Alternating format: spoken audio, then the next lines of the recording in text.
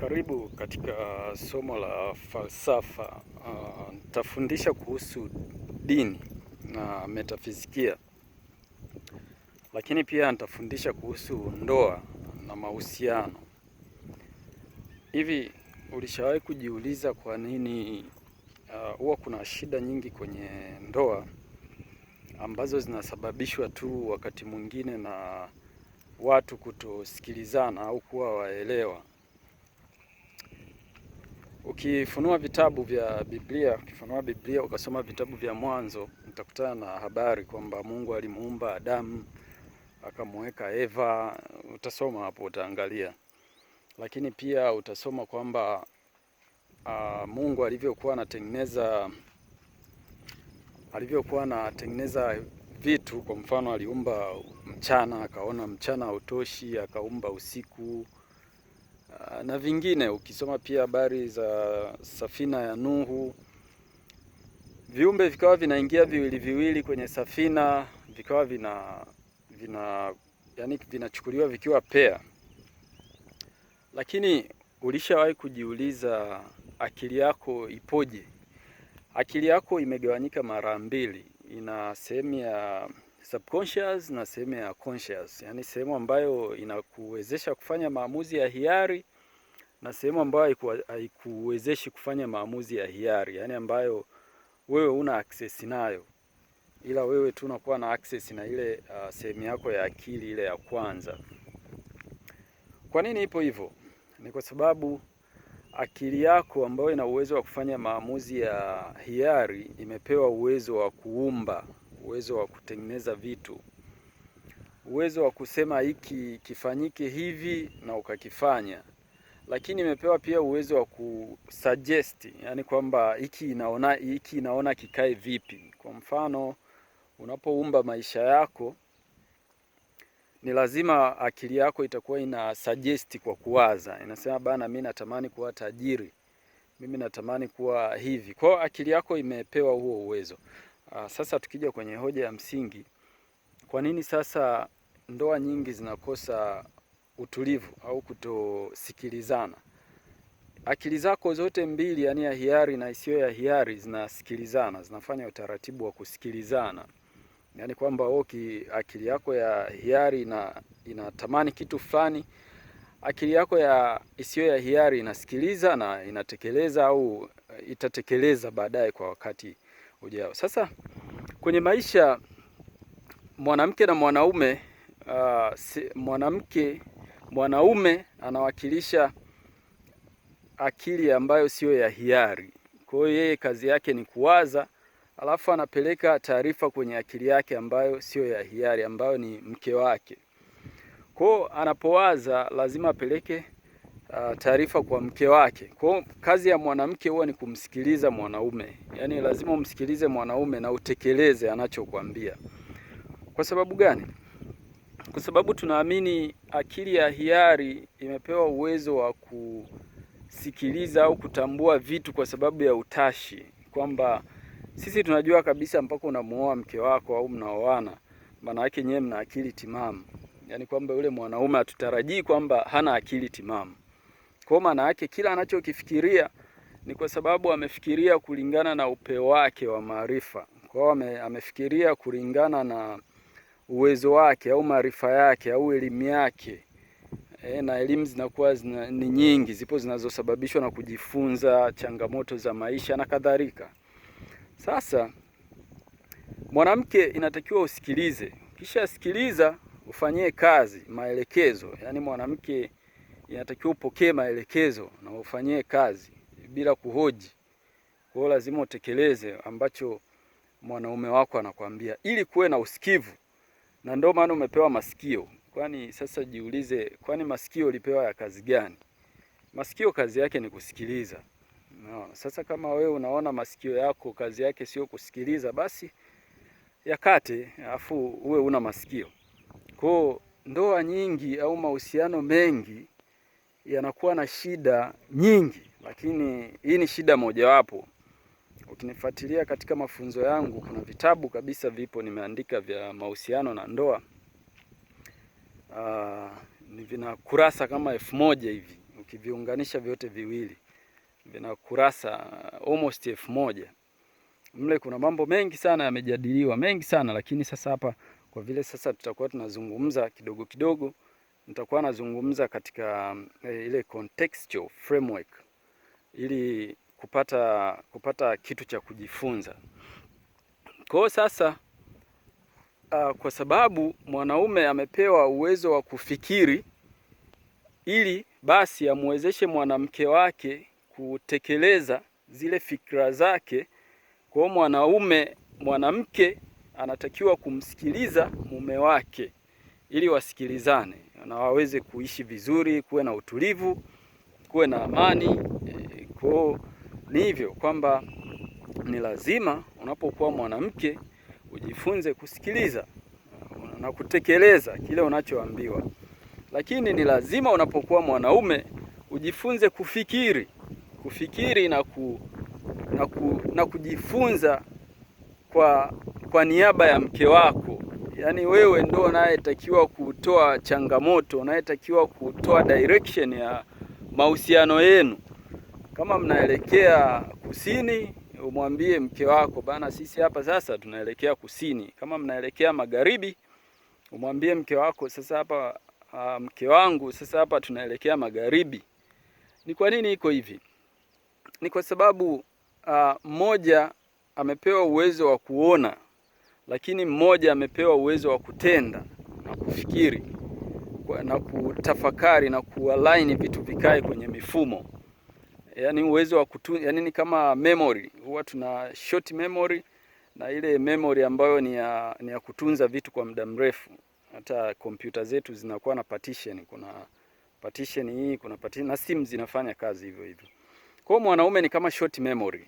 Unaona, yeye kazi yake ni kufikiri tu, anamueleza mke wake yeye ni kama memory kubwa. Kwa ana uwezo wa kutunza kumbukumbu na kutekeleza yale ambayo mume wake anamuelekeza.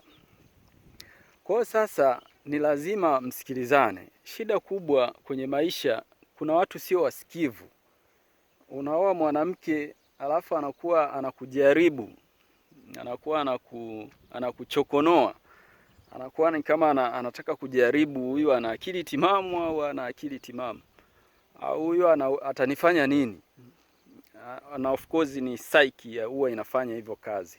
Siku moja nitazungumzia kuhusu saikolojia ya mahusiano au jinsi akili zetu zinavyofikiri. Yaani akili yako na ya mwanamke zinavyofikiri. Nitazungumzia siku moja nikipata nafasi. Kwa hiyo sasa ndoa nyingi hazina masikilizano, hazina kusikilizana. Unakuta wewe mwanaume unamwambia mwanamke hataki kukusikiliza, hataki kukuelewa, hataki ufafanue. Unajaribu kujitetea mpaka kwa mifano, unasema bana, mbona iko hivi, unajieleza, hapa tunatakiwa tuende hivi kwa sababu mimi nawaza hivi, nataka tuende katika uelekeo huu kwa sababu uelekeo huu mimi naona ndo sahihi. Lakini mwanamke unakuta hataki kusikiliza, yani yeye hataki kuelewa. Kila unachomwambia anakupinga, kila unachomwambia anakataa, kila unachomueleza hataki, kila unachosema anapinga. Sasa shida huwa inakujaje? Hicho ni kitu ambacho huwa kinaumiza sana. Hamna kitu kinaumiza, bora yule mwanaume awe ni mtu wa vurugu ambaye ana uwezo wa kufanya mafujo hapo, akapiga yule mwanamke. Lakini sasa wanaume wengi sio watu wa vurugu, ni watu waliojaliwa hekima, ni watu wa staarabu. Wanaume wengi akishaona utaki kumsikiliza anakaa kimya, kwa hata kushirikisha tena, kwa sababu wewe unataka kushirikishe vitu unavyotaka wewe kusikia, kama ilivyo hulka ya mwanadamu kwamba yeye huwa anataka asikie vitu ambavyo yeye anataka avisikilize. Mwanadamu huwa hataki kusikia habari unamueleza eti wewe sio habari zako, sio habari za nini. Yeye anataka asikie anachokitarajia. Kwa sababu huwa tunaoana huku kila mtu akiwa amejenga perception, akiwa amejenga akiwa amejenga matarajio makubwa dhidi ya mwenzie, matokeo yake huwa tunashindwa kuishi kwenye maisha ya kusikilizana kwenye mahusiano au ndoa, ili tufikie matarajio ya pamoja. Na mtu anapoona hutaki kumsikiliza, hutaki kumuelewa, kila anachojaribu kukueleza hutaki kuelewa, matokeo yake utafanya maamuzi mabaya. Ndio wale watu ambao wanavunja ndoa, wanavunja mahusiano, afu baadaye anakuwa singomaza. Akiwa singomaza kwa sababu kila kitu kinachovunjika huwa kibaki vile vile. Hata wewe ukivunjwa mkono hapo, mkono hauwezi tena ukawa vile vile, lazima utaathirika. Kwa kuvunjika ni kama kikombe, kikivunjika hakiunganishiki. Ndoa ikivunjika au mahusiano yakivunjika, wale waliohusika katika yale mahusiano wanakuwa transformed, wanabadilishwa, yani wanabadilika akili, wanabadilika mitazamo, wanabadilika namna ya kuwaza, wanabadilika katika namna nyingi. Kwa hiyo watu wengi wana shida kwenye maisha yao kwa sababu ya shida moja tu, sio wasikivu. Ukiwa msikivu unakuwa na hekima. Mtu mwenye hekima huwa ni msikivu. Lakini wakati mwingine kutokuwa na usikivu huwa inaletwa na kiburi. Kwenye Biblia wanapenda kutumia kiburi cha uzima. Kiingereza tunasema greed. Greed is what will consume anyone. Greed ni kile kitu ambacho hamna mtu kitamwacha salama. Na greed huwa ni kiburi tu, kwamba ni kile, unajua ukiwa unaishi, ukiwa kama mwanadamu, kuna muda unakuwa unajisikia vizuri, unajisikia vizuri ule muda ambao unafanya makeke mengi. Hata watu wanakushauri, wanakuambia bana, hii biashara yako hii fanya hivi, usifanye hivi, utapata shida kwa sababu hizi na hizi. Unaanza kuwatukana, unamwambia kwani wewe unajua nini bana? Wewe kwani ungekuwa wewe unajua, si ungefungua biashara yako, unanishauri nini? Achana na mimi. Ile huwa ni greed. Lakini kuna ile unapopata kipato pia unawazimia watu simu, au unapopata madaraka unaanza kutukana watu, unaanza kuambia bana fanyeni kazi, kwamba nyie ni wazembe, simfanye kazi, na nyie mnaleta uzembe tu, hamtaki kufanya kazi. Sasa unajiuliza, kwani tangia tunazaliwa wewe ndio ulikuwa unatulisha? Tunafanya kazi, sema tuna complain zetu, tuna malalamiko yetu ya msingi, kwa hiyo inatakiwa utusikilize. Lakini watu wenye kiburi, akishapata madaraka, akishapata chochote, akipata pesa, ashikiki. Ile inaitwa greed. Sasa greed huwa ina shida moja, au kiburi cha uzima huwa kina shida moja, lazima kitakuconsume. Watafute tu watu watakusimulia, wale watu waliokuwa na kiburi cha uzima, watafute, wamo mitaani, wamo kila sehemu, utawakuta, utawauliza yaliyowakuta. Sasa ukiwa kwenye ndoa ni lazima uwe na hekima, ukiwa kwenye mahusiano ni lazima uwe na busara, kwa sababu kitendo tu cha kuwa kwenye hekima ni maisha uliyoyachagua, kwamba ni kwa nini umeingia kwenye yale mahusiano. Ni maisha uliyoyachagua. Umechagua kupoteza muda wako kwenye hayo mahusiano, umechagua kupoteza pesa, umechagua kupoteza rasilimali kibao, mambo kibao utapoteza. Sasa kama unapoteza rasilimali zako kwenye mahusiano au ndoa, kwa nini wewe sio msikivu? Kwa nini hutaki kusikiliza? Hivi wewe unaweza ukawekeza pesa kwenye biashara ambayo inakupa hasara? Kuwa na kiburi, kutokuwa msikivu au kutotaka kuwasikiliza wenzio ni kama umewekeza mtaji wako au umewekeza kwenye biashara ambayo haikupi faida, biashara mbaya ambayo mwisho wa siku itafilisika. Sasa kwa nini uwekeze pesa zako sehemu ambayo unajua utafilisika, au kwenye biashara ambayo utafilisika? Ni sawa na kuwa na kiburi. Yaani wewe unapoteza muda wako kwenye mahusiano na mtu, unamzalia watoto, si unalea, afu baadaye unashindwa kutambua, huyu mtu nimeshapoteza sana muda wangu. Naona nimeshapoteza vipindi virefu, nimepoteza maisha yangu, nusu ya maisha yangu nimeipoteza nikiwa na huyu mtu.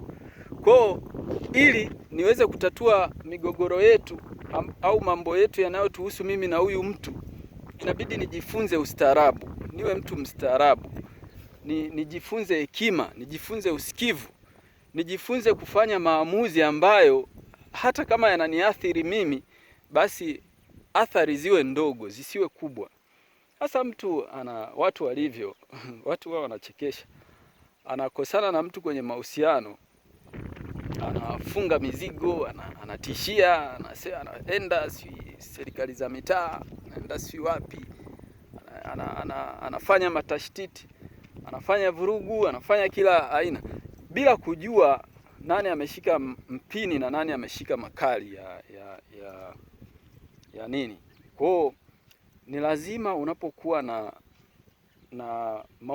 mahusiano ya term kama ni sehemu ya uwekezaji wa maisha yako. Imagine unawekeza na huyu, unaishi naye miaka 5, anakupa mimba, anakuzalisha watoto, anakufanyisha makazi, mnajenga, mnaachana. Unaenda tena kwa mwanaume mwingine, unamzalia watoto, unazaa, mnalea, mnafika hatua fulani, unagombana naye tena, mnaachana. Wewe unakuwa utafakari au uangalii kwamba shida iko wapi. Unaenda tu unafanya vurugu, unakuwa sio msikivu, unakuwa na kiburi. Matokeo yake maisha yako yanaharibika completely. Kwa ni lazima kwenye maisha ujifunze usikivu. Lakini kitu kingine, kabla hujaambatana na mtu, ni lazima ujue kwamba yule mtu ana shida gani. Ni mtu ambaye umewekeza kwake muda, mali, unatarajia nini kutoka kwake. Kama hauna malengo naye, achana naye. Sasa watu wengi wao wanaongozwa na tamaa za pesa, tamaa za nguo. Mtu anakununulia simu, anakupa mimba, unazaa mtoto ambao utaishi naye mpaka siku unakufa, afa anakukimbia. Hivi ukiwa na akili, kwa nini uambatane kwa nini ukubali kupata furaha ya muda mfupi kwa mateso utakayoyapata mpaka maisha yako au mpaka siku zako unatoka humu duniani? Kwa tujifunze kuwa na hekima, tujifunze kuwa wasikivu. Unapokuwa kwenye mahusiano na mtu, jitahidi kuwa unamuuliza maswali, unamwambia bana, hivi vipi? Una malengo gani na mimi? Tunaenda wapi? Unanipeleka wapi? Maana naona kama unalivuta tu tela, unalipeleka mpaka kwenye majani. Sasa litapata pancha. Kwa lazima ujitahidi kwenye maisha yako kuwa msikivu. Ukiwa msikivu unakuwa na hekima. Watu wenye hekima huwa wanafanya vitu au maamuzi kwa mipango, au wanatafakari, au wanakuwa na maono ya mbele kwamba mimi nafanya nini, nina malengo gani, ninataka nini. Kwa ni lazima tujifunze kuwa wasikivu ili basi tuwe na mahusiano ambayo yanakuwa yana afya. Inatakiwa ujifunze kuwa msikivu sana. Bila hivyo mahusiano yako yatakuwa hayana afya.